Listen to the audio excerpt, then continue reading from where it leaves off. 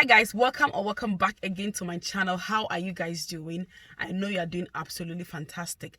In today's video, I'm going to be talking about this whole healthcare visa that has been taking place in the UK for some time now. And the reason why I'm doing this video, I'm very passionate about this video, is that very recently one guy that I know has gone through something that is very close to what I'm about to talk about. And I also met a Zimbabwean couple. It's a lady and the husband. So the lady came in about 3 months and then she brought her family. And to tell you what, people are bleeding in this UK.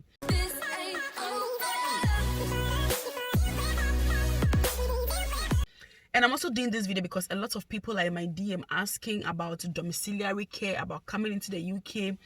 Most people lack information. See, it is one thing being in something and it is one thing watching from a distance.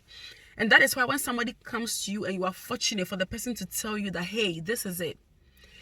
It is not to scare you. It's just to make you careful, to tread cautiously. Because why would somebody get a job for free? And the same job, somebody has to pay thousands of pounds for it.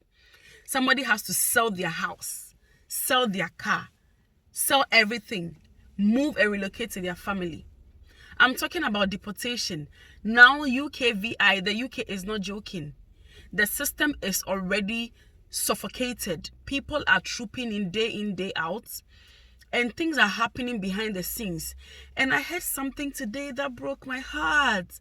That people actually, well, I don't blame them, because if you have your money and you are a business-minded person, hopefully or maybe you would have done same. So what they do is that because they have got their money, they buy care homes that are already on the verge of collapsing. They apply to get sponsorship visas. They employ people from overseas, give them sponsorship and charge them thousands and thousands of pounds, as high as £20,000. When they come into the UK, because they know that they are not able to run these companies, they will not get them shifts. They keep them in the UK, no shifts. That is what you hear nowadays. They don't get them shifts. Eventually, the company is on the verge of collapsing. They sell the company off and they leave you destitute. Things are happening. I heard this today and my bones were shaking, and that is why I'm doing this video. If you are yet to come into the UK and somebody is asking you to pay money, please, this thing is for free. I know that lots of people are destitute or they are desperate to come into the UK, but listen, this is something that I call it business. Why would you sell your house, your property, everything just to come into the UK or a country full of uncertainties? You don't know things that are going on behind the scenes. Some are very lucky, they have life, smooth, they come in, they transition smoothly. Others don't. Why would you also move your entire family on a go, to come and face something that you are not sure with or about? This story about this guy just broke my heart, and it brought a lot of thoughts about people that I've been interacting with recently. And I'll just not waste your time. I'll just read this article and give you my 2 cents advice after this video. Okay, so this is a Kenyan guy who has been deported from the UK back to Kenya. And I was talking to one of my friends. I remember about 3 years ago when I came to the UK, we were talking, and I was telling the guy, who at the time we're all working in the NHS, I was telling him, guy, let's be careful, let's tread cautiously. And I remember him telling me there is nothing like deportation, nobody's going anywhere in the UK. I was like, listen, you can be deported. You have to be careful. As far as you are on a visa, this is not your home. You are here because of something. Okay, number 2, use your sense. If you are in a place working and you realize that the people you are working with, the energy they are giving you, or something is happening that you're not happy with, it's not everything that you need to talk about. It's not everything that you need to fight about at work. It's not everything that you need to escalate. Do you get? If you want to leave that job, live intact, live with your dignity intact, live with your peace of mind and your mental health intact. I don't even know. Listen, let me just read the article. I'm very, very mushy about this story. I'll start from where the story actually is. For Mbari, which is the name of the guy, moving to the UK has seemed like a chance to transform his family's future. The father of 3 uprooted his life in Kenya to come. He sold his belongings, left his job, and paid 2,500 in admin fees to a domiciliary agency, which he claims promised him a full-time minimum wage job, 10 times what he would make back home. But last week, less than a year after he arrived, he says he was forced to return to Nairobi with £10,000 in debts, with no job to go back home to. He claims his employer fired him and terminated his visa sponsorship after he raised concerns about working conditions. It then failed to provide him with reference, he says, thwarting his chances of finding another care sector sponsor and leaving him unable to remain in the UK. The company denies wrongdoing and disputes Mbari's accounts. When Mbari began working in the UK in September 2022, he found the job tough but rewarding. He says he formed close bonds with his clients, mostly elderly people receiving end-of-life care, and was treated by some relatives as part of the family. But the conditions were not what he had expected before leaving Kenya. He says he was told by his sponsor, which is Merit Healthcare, and I mentioned the name of the company because I don't want anybody to fall victim. Okay, that is why I am naming them. So Merit Healthcare, that he would work 40 hours per week for £10.20 per hour. The contract seemed to be about £21,200 per annum, split into even monthly payments. However, when he arrived, he received far fewer jobs, which he said left him struggling to afford basic living costs. Sometimes he would set off for the day before 7 a.m. and return 11 p.m., but spent as little as 2 or 3 hours providing care to clients, split into half-hour chunks, with long gaps between appointments and no pay for driving or waiting time. He found himself with long periods unpaid. He could have gone home to rest instead of waiting, but says he would not afford the extra fuel. Pay slips for September to January 2023 shows Mbari made between £980 to £1,100 each month, which is hundreds less than what he was expecting. His annual income would have been around £12,000 to £13,000, with debt and school fees to pay. Mbari persevered at first, desperate to make enough after rent and bills to send money to his family. Then 4 months in, he says Merit, which is the company, insisted he agrees for a vehicle policy requiring him to pay the cost of road tax, insurance, and upkeep for the company car used for driving between clients, which he had previously funded. Alternatively, he could buy a car at cost price and have a monthly fee taken from his salary. Mbari says the charges would have cost him hundreds of pounds each month. I thought I didn't have to be a slave, he says. I don't know how I would even pay it back. Documents show that Mbari raised concerns with a manager, hoping the situation would be resolved. Days later, the company fired him and told the Home Office it was cancelling his visa sponsorship. In a termination letter on 20th January 2023, Merit, which is the name of the company, said he was being dismissed for failure to comply with the new vehicle rules. It also accused him of insubordination by inciting other employees to disagree with our policies. The company told the Observer it had fired Mbari for legal and valid reasons, but could not supply further details due to data protection rules. Now back with his family in Juja, a town northeast of Nairobi, the former carpenter says he does not know how they will repay £10,000 in debt he accrued in agency fee, training charges, flight, relocation costs, and interest on loans, which he had expected to be able to repay through the UK job. He expects he would have to sell the house his family built. I thought this job would make my life better, he says. His story has sparked calls for recall to the tied visa system in the UK care sector, which campaigners say leave migrant workers at risk of exploitation and abuse. A lot is going on. With this domiciliary care especially, it is a job that is tedious. Yeah, it's a job that involves you going from people's homes to people's home, and a lot of things happen in between. Okay, so sometimes the agencies will pay you for the whole shift, for the 12-hour shift. I know people whose agencies are paying them for the whole 12-hour shift. However, it's not every agent that will do that. Some will tell you we will only pay you for the hours that you spend with the client. That is why it is important for you to read your contract carefully, understand what you are going into, because if the contract says A and you do not agree, or you sign and later you come to say, I do not agree. That is a contract and it is binding. So they will only pay you for that 30 hours, or sorry, the 30 minutes that you spent with the client. They will not pay you for your traveling time. They will not pay you for your mileage. They will not pay you for the hours, the gaps in between. And domiciliary is hard. UK safeguarding issues are hard. I'm a registered nurse. I work in a nursing home. I've been doing this care home business for over 2 years. And if I'm able to share my experience here on this social media platform, it's bloody. It's not a joke. It's nothing to write. It's not easy to be in this care home business. That is why you need to be careful. You need to ask questions. Number 2, don't just sell all your properties just to relocate to a country for something that will not be worth it at the end of the day.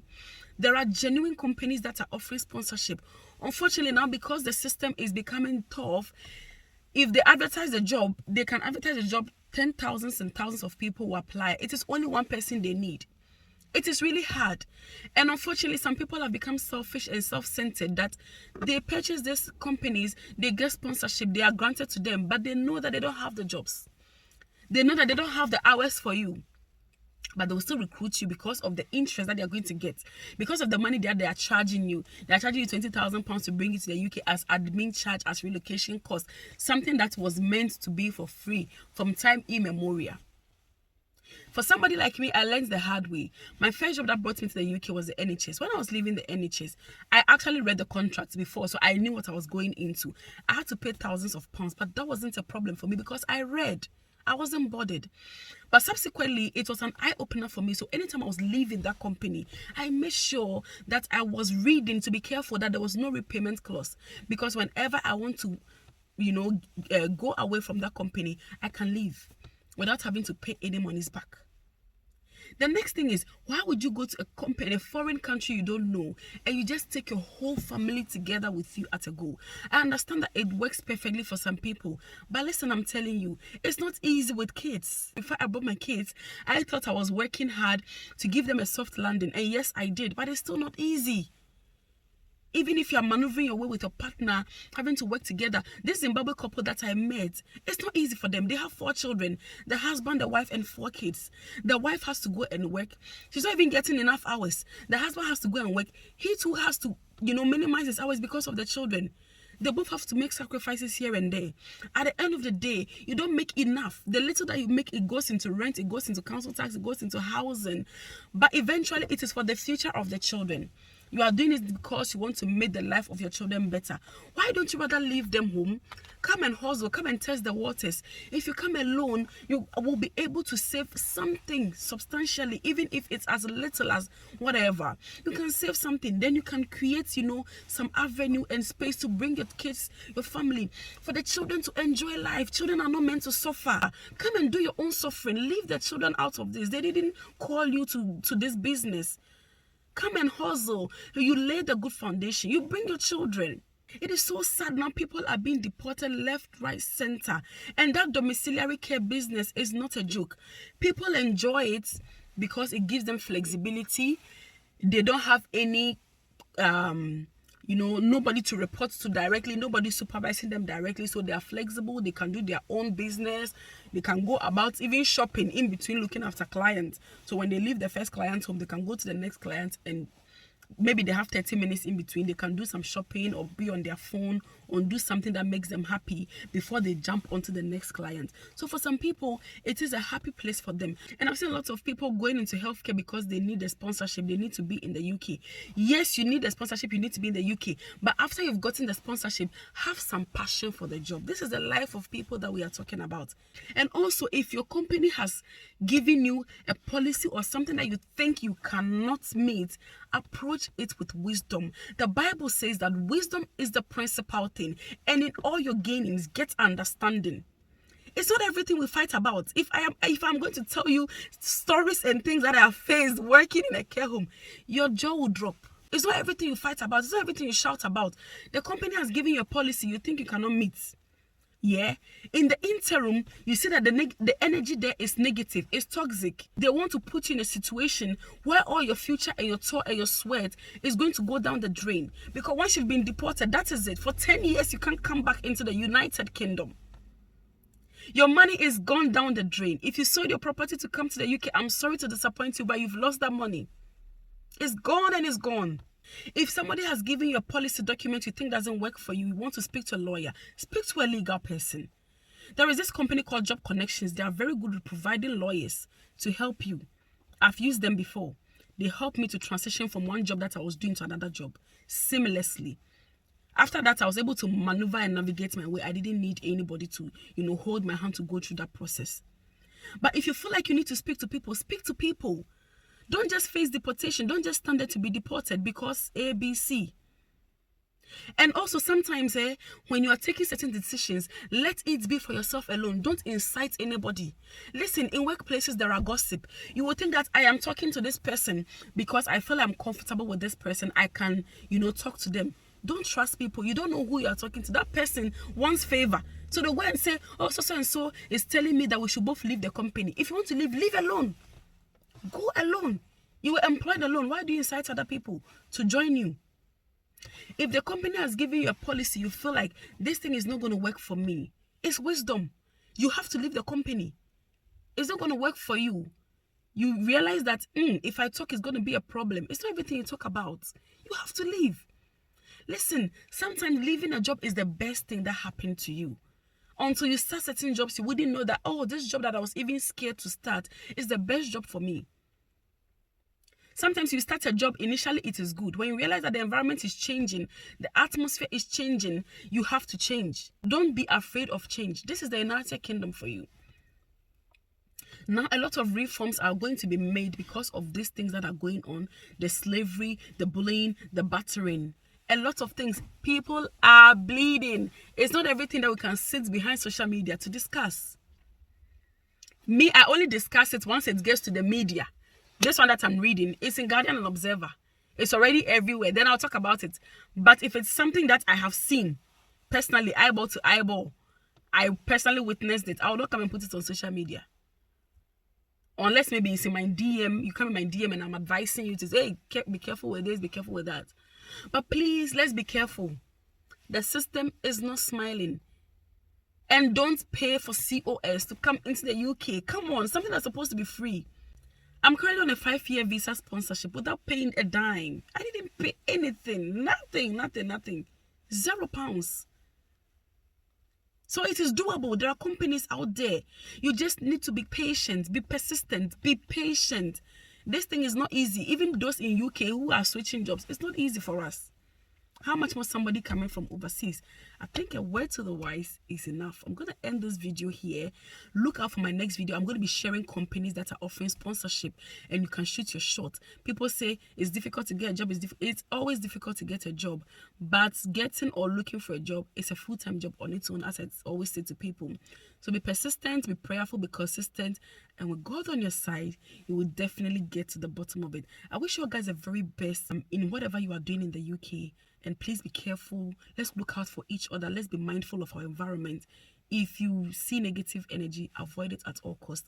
I wish you all the very best. And if I wonder who I am and I see my face for the first time, hi, my name is Becca. I'm a migrant since originally from Ghana, West Africa. I practice, I live, and I work in the United Kingdom as a registered nurse on this channel. Basically, I talk about nursing. I do lifestyle videos, vlogs, a little bit of me, fun and positive vibes here and there. Smash the like button for this video, subscribe to the channel, turn on your post notification bell icon for your darling so that anytime I upload a video, you'll be notified and be able to watch. Until we meet again in my next video, guys, it's bye.